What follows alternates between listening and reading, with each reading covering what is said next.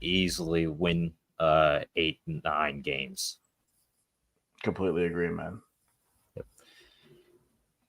All right, did you want to take over for the remaining totals here? So we have Baylor at 5.5, Cincinnati 5.5, Colorado 5.5, Arizona State 4.5, BYU 4.5, and Houston 4.5. Yeah, Baylor, I have no idea how they're gonna do. They've definitely been on a downturn. They got the quarterback in from Toledo. My name is not coming. His name is not coming to me right now.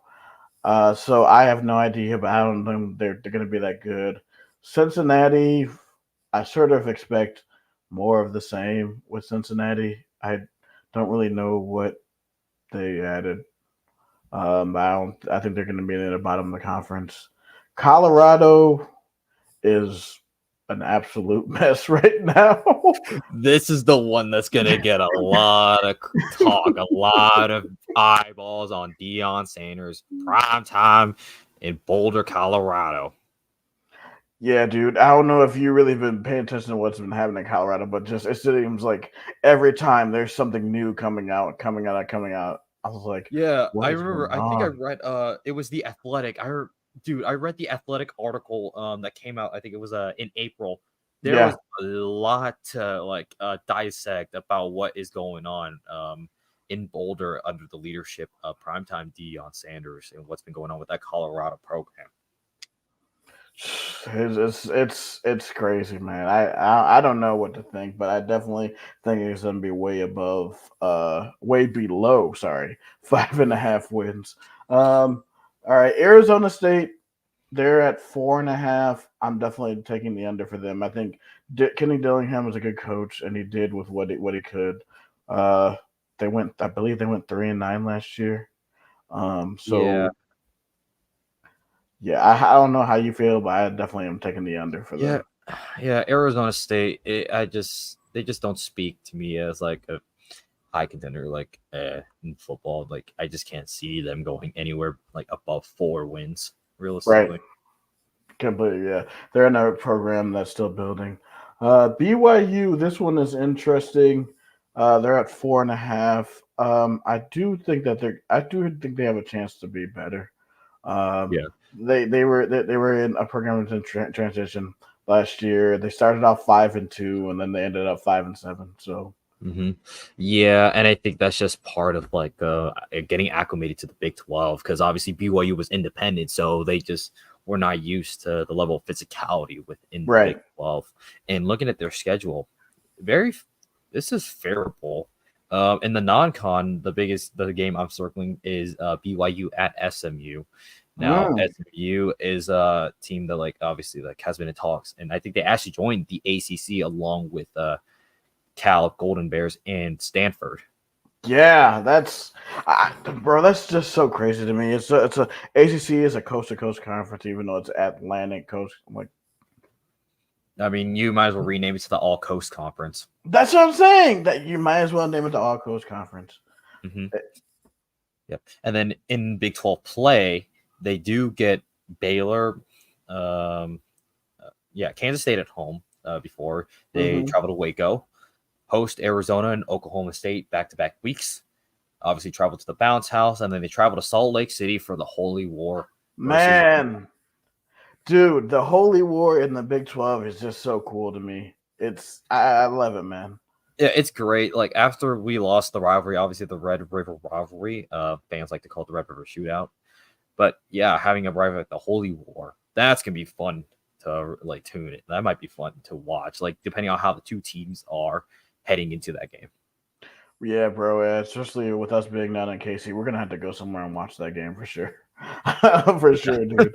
Yeah, unless I think unless that one is I think it might have been the first weekend in November because I think I saw it might be the 2nd of November. Might want to check that because that would be our homecoming game.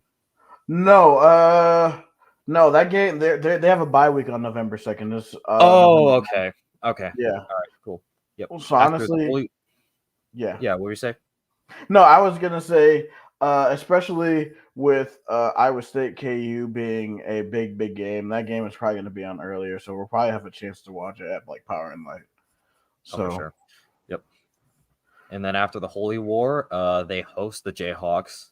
They travel to Tempe to play the Sun Devils, and then they end it in a battle of Cougars. I'm thinking of the Spider-Man right now with Houston and BYU.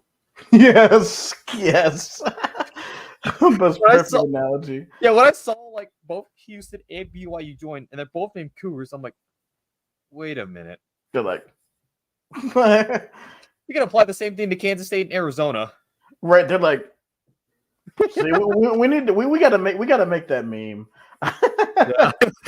Yeah. But honestly, looking at BYU's schedule, I could see them doing better than 4.5 wins. I could see like maybe 7 wins.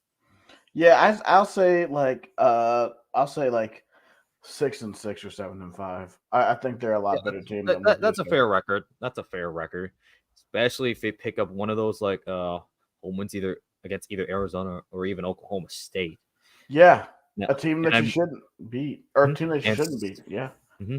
And speaking of that Oklahoma State game, that's a late kickoff. That's a 9:15 Central kickoff. So that's going to be a night game in Provo. And if Oklahoma State comes into that game at a pretty high rank, maybe like a lot of expectation, people thinking, oh, maybe Oklahoma State is like the leading candidate to possibly go to the Big 12 championship game again. Yeah, BYU could potentially play spoiler. Yeah, that could definitely be an upset special. That I could definitely see that being an upset special. We will see. And then to end it, we have the Houston Cougars, which I love their hire. They got their coach. I'm trying to remember. Yeah, because I remember because obviously didn't they fired Dana Holgorsen? Yeah, they fired Dana Holgorsen. Okay, so it's Willie Fritz the new in Houston. Now, Willie Fritz, obviously, I Bleav he's got accolades. Tulane, yeah, he's the former Tulane head coach, and obviously Tulane went to, I Bleav it's the Cotton Bowl against USC, and they shocked the Trojans. I think the Trojans, although they were limping a little bit, a lot of people were looking at USC still. I mean, obviously USC had Caleb Williams, so right. People were still putting money on USC, but Tulane winning that game and the way they won that game, oh man, that you have to put some